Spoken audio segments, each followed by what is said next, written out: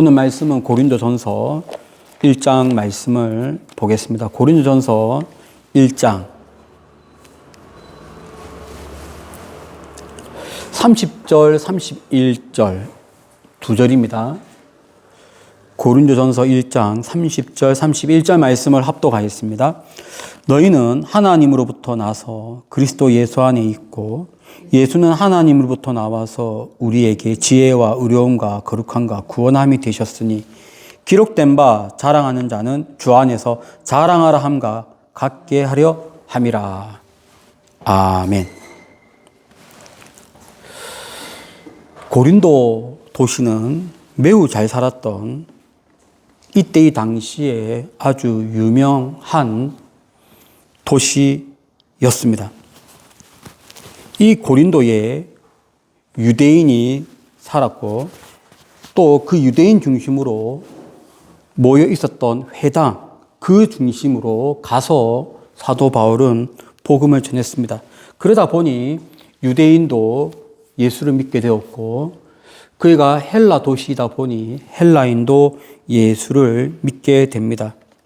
그러니 이 구성원들은 유대인도 있지만은 헬라인도 있고 그래서 이 같은 교회 성도들인데 어떤 누구는 정통 유대인 계열이 있고 또 어떤 누구는 이 고린도 즉 그리스의 문화 그리고 로마의 이러한 정치적인 이런 영향 이런 것을 받고 있는 사람들이죠.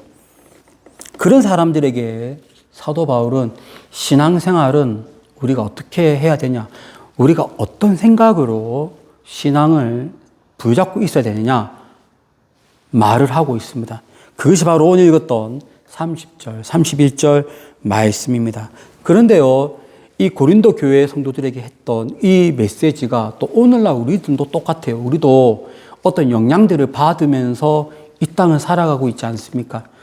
그러면서 우리가 무엇을 지켜야 되는가? 어떤 신앙생활을 해야 되는가? 어떠한 신앙을 붙잡고 있어야 되는가? 똑같은 질문입니다. 말씀을 통해서 함께 도전받고 은혜를 받겠습니다. 먼저 이 고린도 교회 성도가 알아야 될 것이 있는데 그것은 우리는 그리스도 안에 있다는 것을 먼저 알아야 됩니다. 우리 30절 말씀을 합독을 하겠습니다. 너희는 하나님으로부터 나서 그리스도 예수 안에 있고 여기까지입니다. 여기 보면 하나님으로부터 나와서 그리스도 안에 있다. 누가? 너희가. 크게 두 가지가 있는데 한 가지는 하나님 또 한 가지는 예수님입니다. 여기 보면 너희는 누구냐? 너희는 하나님으로부터 났다라고 이야기합니다. 이 헬라어 에크라고 하는 이 말이 어떤 근원을 말합니다. 근원. 이게 물리적으로는 내가 여기부터 시작했다라고 할 때도 이 단어를 쓰지만 이것을 철학적이나 사상적이나 신앙적으로 사용되어지면 근원이 어디냐? 나의 뿌리가 어디냐? 라고 할 때 이 단어를 씁니다. 지금 너희들은 누구냐? 영적으로 볼 때 너희들의 시작은 하나님이다. 그러니 우리의 시작이 나의 부모로부터 시작되었느냐? 아니면 어떤 가문으로 시작되었느냐? 아니면 어떤 회사에서 준 혜택 그런 것으로 시작되었느냐? 나라에서 준 어떤 정책 그걸로 시작되었느냐? 많은 것으로 이야기할 수 있지만 이 고린도 교회 성도들은 알아야 되는 거예요. 하나님이 나의 근원이다. 그 말은 오늘날 우리들도 똑같아요. 우리들도 나의 근원이 어디냐라고 할 때 나의 근원은 하나님이다. 나의 뿌리는 하나님이다. 그래서 내가 하나님을 믿는 이러한 신앙을 우리는 견지를 해야 됩니다. 그 다음 두 번째가 예수 그리스도 안입니다. 안. 여기는 그리스도 예수 안에 있다라고 할 때 이 안이라고 하는 것은 무엇을 말하냐면 어떤 영역을 말합니다. 근데 이 영역이 그냥 어떠한 건물 안에 이런 개념으로도 사용되어져요. 이 단어가. 내가 집 안에 있는, 집 안에 있는 어떤 의자, 책상 할 때도 이 단어가 사용되어지지만 이 단어가 영적이나 신앙적으로 이 단어가 사용되어지면 그냥 안이 아니고 통치받는 개념으로서의 안이에요. 그러니까 내가 세상 안에 있다라고 할 때는 세상의 영향을 받고 세상의 통치를 받는 입장에서 세상 안이라고 얘기하는 것이고, 그리스도 안이라고 얘기할 때는 그리스도의 통치를 받고 있는 개념으로서 사용될 때 역시 마찬가지로 이 단어가 사용되어지는 거예요.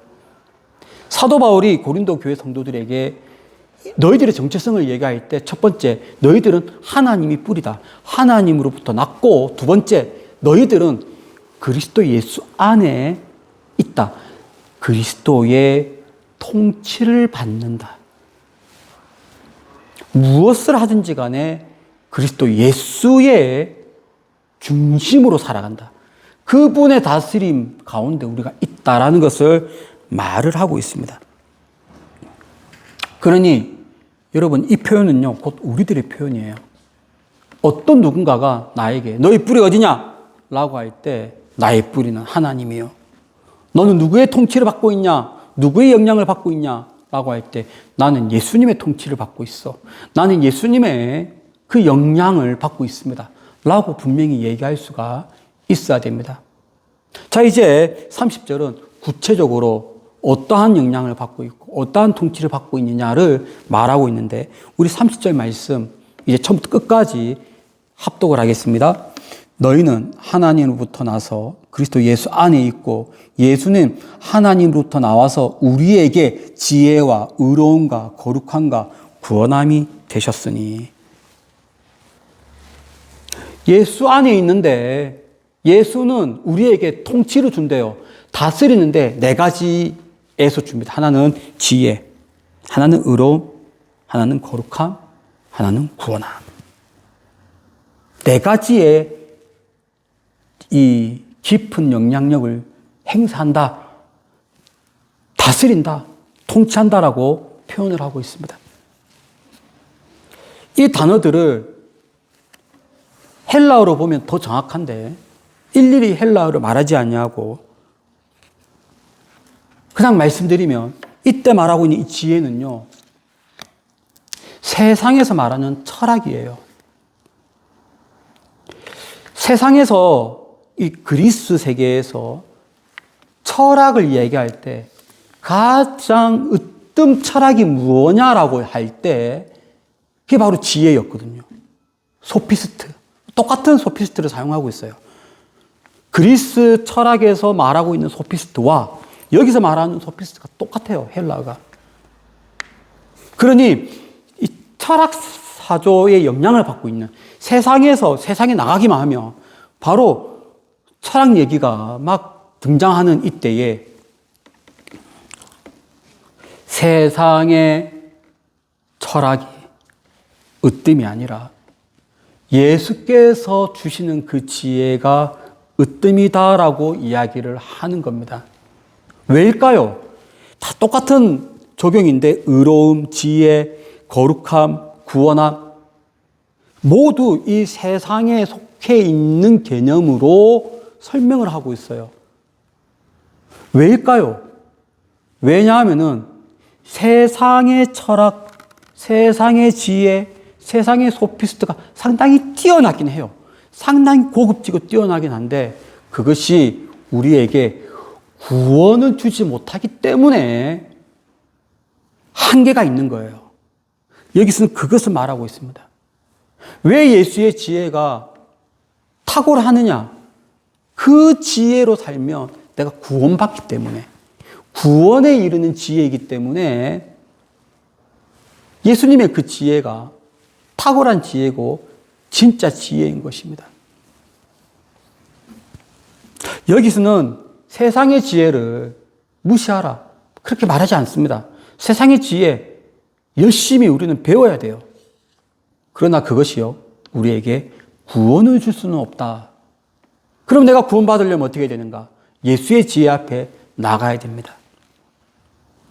의로움이라고 하는 것은 뭐냐면요, 이때 당시에 아테네도 그렇고 고린도도 그렇고 그리스 전역에 지배했던 것이 플라톤의 국가론입니다. 플라톤이 국가를 이야기할 때 가장 중요하게 말하고 있는 것이 의입니다. 의로움. 국가는 의로움으로 이 통치를 해야 된다. 국가의 그 통치를 말할 때 이 단어가 사용되어집니다. 그러니 바로 밖에 나가면 로마가 통치를 하고 있고 어떤 국가 권력이 있지 않습니까? 국가 권력을 얘기할 때 이 사람들은 국가의 정의가 중요하고 국가의 의로움이 중요하고 막 이야기를 하는데 그것이 상당히 중요한데 국가의 권력이 중요하고 국가의 의로움이 중요한데 그것의 한계는 우리를 영원히 살리는 구원을 이르게 할 수 없다. 이것이 단점인 거죠. 그러면 내가 구원에 이르려면 어떻게 해야 되는가? 하나님 예수 그리스도 안에서 받는 그 예수 나라, 하나님 나라에서 내려지는 의로움으로 살아가야 내가 구원을 받는 거예요. 거룩함, 이 거룩함이 나옵니다. 이 거룩함은요, 신들의 세계를 말합니다. 당시에 이 그리스, 이제 이 고린도라고 하는 이 헬라 문화 중에 가장 으뜸이 뭐냐 하면 제우스 신, 아프로디테. 대단했습니다. 그 제우스와 헤라와 아폴론이나 아프로디테나 그런 신들에게 나아갈 때 중요했던 것이 뭐냐 하면 역시 마찬가지로 거룩함이에요. 거룩함으로 나아가라. 이게 성전에 들어갈 때만 정결례를 행하는 것이 아니라 이러한 신들 세계로 나갈 때도 정결례를 행했단 말이에요. 그걸 거룩함이라고 얘기하는데 여러분 아무리 그 신들 앞에서 내가 몸을 씻고 정결하게 하고 나아가 본들 뭐가 있어요? 구원함이 없지 않습니까? 제일 중요한 거 우리가 이 신앙을 찾는 이유가 내가 구원받기 위함인데 세상의 종교, 세상이 말하고 있는 신들 거기에는 구원이 없답니다. 그러나 예수님께서 주시는 우리를 깨끗하게 하는 이유가 있습니다. 그거는 나를 구원하기 위해서. 마지막 구원함이 있습니다. 이 구원함은 경제 용어입니다. 지금 철학 이야기, 세상 국가 이야기, 그 다음에 세상 신들의 이야기, 종교 이야기, 마지막이 경제 이야기. 이 당시에 전쟁을 숱하게 많이 했어요. 고린도, 스파르타, 아테네, 그리고 이제 훨씬 전에 페르시아, 로마, 엄청난 큰 전쟁을 했기 때문에 전쟁을 할 때마다 발생되는 것이 전리품을 사고 팔고 제일 많이 인기 좋았던 전리품이 사람을 잡아와서 사람을 파는 거예요. 그러니까 노예를 판매하는 거죠. 노예를 사고 팔고 하는. 그때 노예를 사는 개념. 그때 사용되었던 단어가 바로 이 단어입니다. 구원함이라고 하는 단어입니다.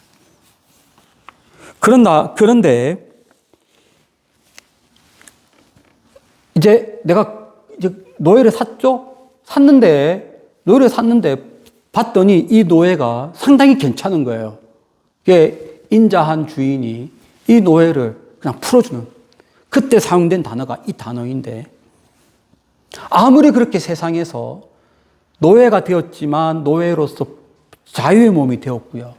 그것이 구원이라고 얘기할 수 있지만 중요한 것은 그 모든 구원이 영원한 구원이 아니라는 거죠.